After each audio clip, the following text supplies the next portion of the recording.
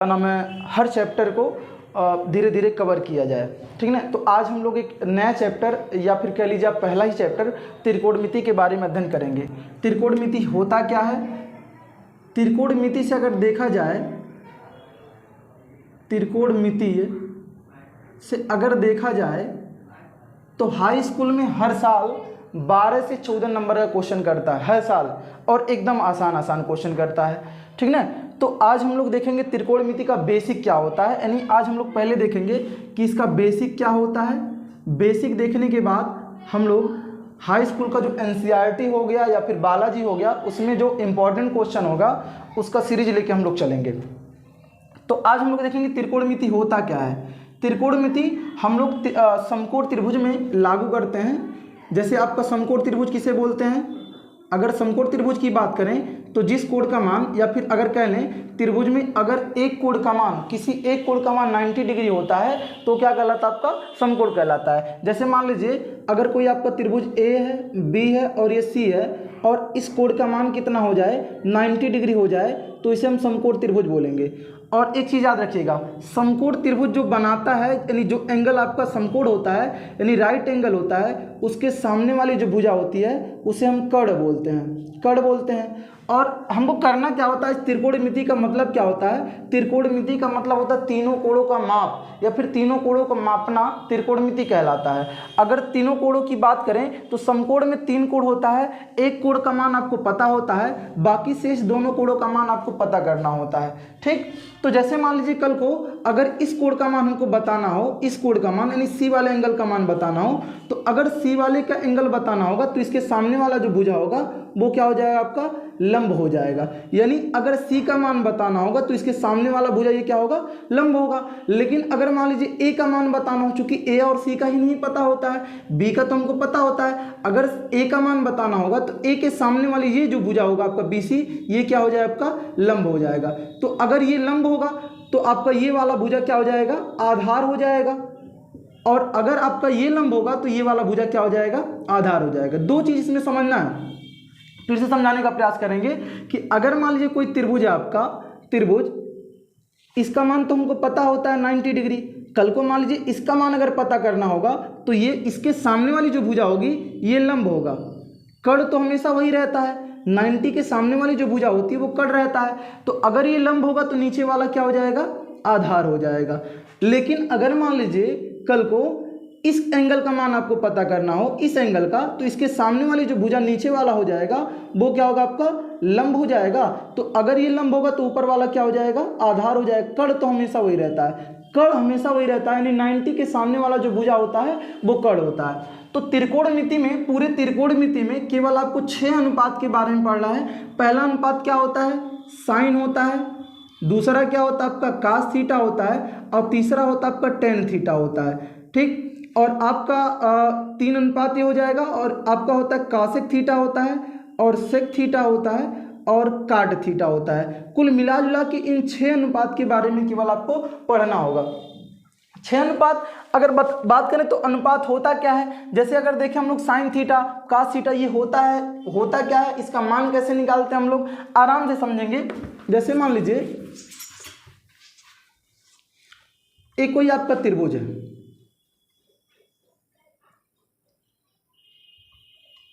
ये कोई समकोण त्रिभुज है, इसको हम मान ले रहे हैं A मान ले रहे हैं, इसको B मान ले रहे हैं, इसको C मान ले रहे हैं।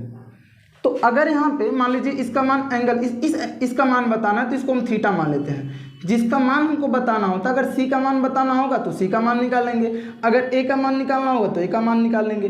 इसका मान तो पता ही होता है। तो कल को अगर मान लीजिए साइन थीटा का मान निकालना हो तो साइन थीटा का अनुपात होता है लंब बटा कर्ण का अनुपात होता है।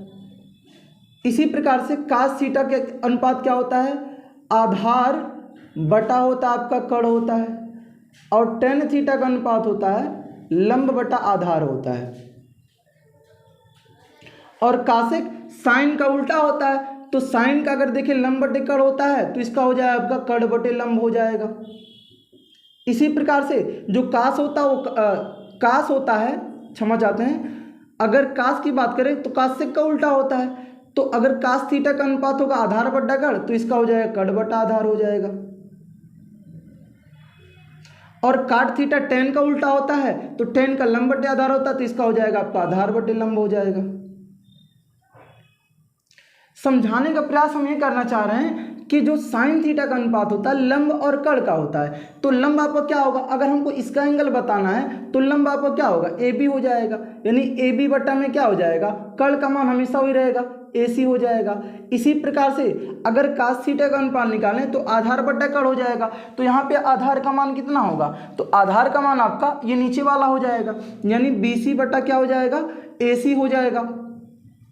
इसी प्रकार से अगर tan थीटा का हम लोग रेशियो निकालें तो लंब बटा आधार होता है, तो लंब का मान क्या होगा आपका ये होगा और आधार का मान ये हो जाएगा, यानी ए बी बटा में हो जाएगा आपका बी सी हो जाएगा। इसी प्रकार से कासेक थीटा का इन तीनों को देखने की जरूरत ही नहीं है आपको।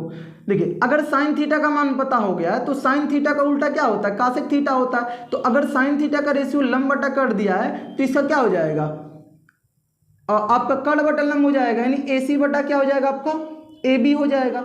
इसी प्रकार से ये कासेक जो सेक होता है वो कास का उल्टा होता है, तो कास का होता है बी सी बटे ए सी, तो सेक का क्या हो जाएगा आपका ए सी बटा क्या हो जाएगा बी सी हो जाएगा। और काट का उल्टा होता है tan थीटा, और tan थीटा का होता है रेशियो लंब बटा आधार होता है, तो लंब बटा आधार होता है तो ए बी बटे बी सी यहाँ दिया, तो यहाँ पे क्या हो जाएगा आपका बी सी बटे ए सी हो जाएगा।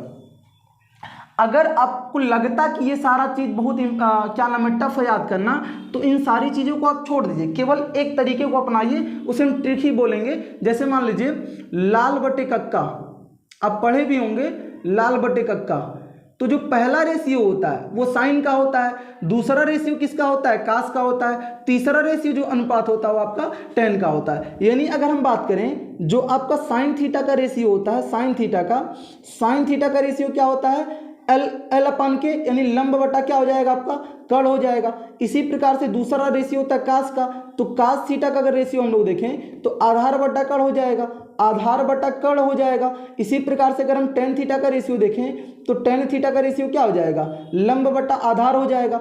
अब देखिएगा साइन का जो उल्टा होता है वो क्या होता है आपका कासेक थीटा होता है, साइन का जो उल्टा होता है वो कासेक थीटा होता है। अब साइन का रेशियो लंब बटा कड़ दिया है तो कासेक थीटा का हो जाएगा कड़ बटा लंब हो जाएगा। आगे बढ़ते हैं, कास थीटा का उल्टा होता है सेक थीटा, तो सेक थीटा की अगर हम लोग बात करें तो सेक थीटा का क्या हो जाएगा आधार बटे कड़ कास का होता है, तो इसका हो जाएगा कड़ बटे आधार हो जाएगा। आगे बढ़ते हैं, tan थीटा का रेशियो दिया आपका लंब बटे आधार दिया है, तो लंब बटे आधार दिया है तो काट थीटा का क्या हो जाएगा आपका काट थीटा का हो जाएगा काट थीटा का आधार बटे क्या हो जाएगा लंब हो जाएगा। कुल मिला जुला के त्रिभुज में त्रिकोणमिति में केवल 6 अनुपात के बारे में पढ़ना होगा आपको। 6 अनुपात क्या क्या होता है, एक तो साइन थीटा होता है, कास थीटा होता है, tan थीटा होता है, और कासेक थीटा, इसको कुछ लोग कोसेक थीटा भी पढ़ते हैं, आप कासेक थीटा भी पढ़ सकते हैं, सेक थीटा होता है और काट थीटा होता है। तो हम तो केवल इतने कहेंगे कि आप केवल 3 अनुपात के बारे में जानिए, 3 अनुपात के बारे में अगर जान जाएंगे तो बाकी 3 आराम से निकाल लेंगे। एक साइन थीटा का रेशियो, एक कास थीटा का रेशियो और एक होता है tan थीटा का रेशियो। इन तीनों को अगर नहीं याद कर पा रहे हैं तो उससे बेहतर है कि आप लाल बटे कक्का को याद कर लें, लाल बटे कक्का को याद कर लें। पहला रेशियो जो होता है वो साइन का होता है, दूसरा जो रेशियो होता है वो कास का होता है, और तीसरा रेशियो आपका tan का होता है। बाकी जो साइन का उल्टा होता है, यानी साइन थीटा की उल्टा की हम लोग बात करें तो 1 बटे क्या होता है आपका कासेक थीटा होता है। और अगर हम बात करें कास थीटा की, तो कास थीटा का रेशियो हो जाएगा 1 बटे सेक थीटा हो जाएगा। और अगर tan थीटा की हम लोग बात करें तो इसका रेशियो होता है 1 बटे काट थीटा होता है। ठीक, ये तीनों अगर आपको पता तो 3 बड़े आराम से निकाल पाएंगे।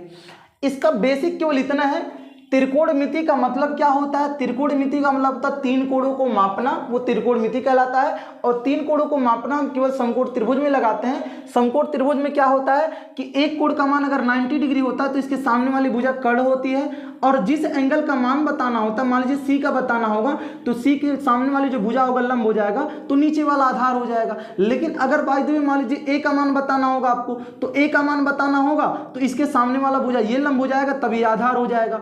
तो लंब और आधार हमेशा चेंज होते रहते हैं उनके कोड के मुताबिक। अगर इसका मान बताना होगा तो ये लंब होगा, अगर इसका मान बताना होगा तो ये लंब हो जाएगा, कड़ हमेशा वही रहता है। अब इसके बाद हम एक चार्ट बाकायदे नोट करवा देना, चार्ट को नोट कर लीजिएगा, आराम से काम बन जाएगा। तो साइन थीटा का जो अनुपात होता है वो होता है आपका लंब बटे कर्ण होता है, और कास थीटा का जो अनुपात होता है वो होता है आपका आधार बटे कर्ण होता है, और टेन थीटा का अनुपात जो होता है वो लंब बटे आधार होता है। यानी अगर हम बात करें साइन थीटा का रेशियो यहाँ से निकालें तो लंब का मान क्या होगा आपका, अगर सी वाला एंगल निकालेंगे, अगर सी वाला एंगल निकालेंगे तो थीटा मान लेंगे, तो यहाँ पे जो हो जाएगा लंब आपका AC हो जाएगा, AC, और कर्ण का मान हो जाएगा, क्षमा चाहते हैं, AB हो जाएगा। लंब का मान हो जाएगा आपका AB, और बटे में कर्ण का मान AC हो जाएगा। इसी प्रकार से आधार का मान क्या हो जाएगा आपका BC हो जाएगा, और कर्ण का मान AC हो जाएगा। और यहाँ पे अगर टेन का रेशियो निकालें हम लोग तो टेन का रेशियो क्या हो जाएगा, लंब बटा आधार होता है, तो लंब का मान क्या हो जाएगा आपका AB हो जाएगा, और बटे में आधार का मान हो जाएगा BC हो जाएगा। इन तीनों के अलावा अगर आपको कासिक का बताना है तो बड़ा आसान है, आपको सेक का बताना है तो बड़ा आसान है, काट का बताना है तो और भी आसान है। मतलब है ये तीनों का रेशियो अगर निकल जाएगा तो इन तीनों का निकालना बड़ा आसान हो जाता है। जैसे साइन का रेशियो क्या होता है, साइन का रेशियो होता है आपका AB बटा में AC, तो कासिक का क्या हो जाएगा AC बटा में AB हो जाएगा। इसी प्रकार से कास का होता है आपका BC बटा AC, तो इसका हो जाएगा AC बटा BC हो जाएगा। टेन का होता है AB बटा BC, तो काट का हो जाएगा आपका BC बटा में AB हो जाएगा। ऐसा क्यों होता है, चूंकि जो साइन का उल्टा होता है वो आपका क्या होता है कासेक थीटा होता है, और कास का उल्टा क्या होता है सेक थीटा होता है, और टेन का उल्टा क्या होता है काट होता है, इसीलिए ऐसा होता है। तो कुल मिला जुला के इतने आपको नोट करना था, और इतने नोट करने वाली चीज़ है। इसके बाद हम लोग कल से अगले वाले वीडियो में हम ये देखेंगे कि कैसे सवाल पे इसको लगाया जाता है। एक चीज़ और याद रखिएगा कि अगर मान लीजिए इस लंब का मान मान लीजिए 3 दिया हो, और इसका मान 4 दिया हो, और इसका मान आपको बताना हो, तो कैसे बताएंगे। तो एक प्रमेय है जो त्रिभुज वाले चैप्टर में आप पढ़े होंगे, उसका प्रूफ पढ़े होंगे, पाइथागोरस प्रमेय उसको पढ़े होंगे। तो पाइथागोरस प्रमेय क्या होता है, जो कर्ण का स्क्वायर होता है वो लंब के स्क्वायर प्लस आधार के स्क्वायर के बराबर होता है। यानी जो कर्ण का स्क्वायर होता है वो लंब के स्क्वायर प्लस आधार के स्क्वायर के बराबर होता है।